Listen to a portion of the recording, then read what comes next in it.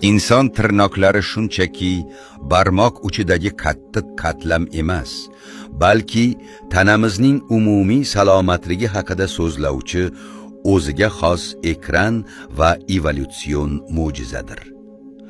Aslida tirnoqlar keratin deb ataladigan maxsus oqsildan iborat bo'lib, xuddi shu modda sochlarimiz va hatto hayvonlarning shoxlari tarkibida ham mavjud.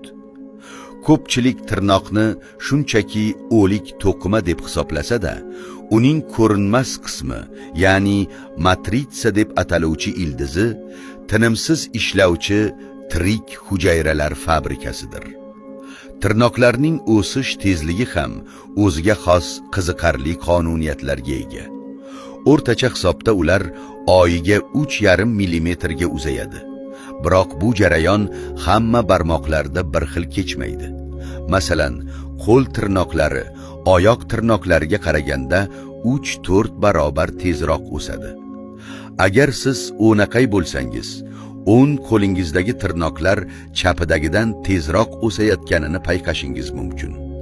Hattoki fasllar ham bunga ta'sir etib, quyoshli yoz oylarida o'sish jarayoni qishdagiga qaraganda sezilarli darajada jadallashadi.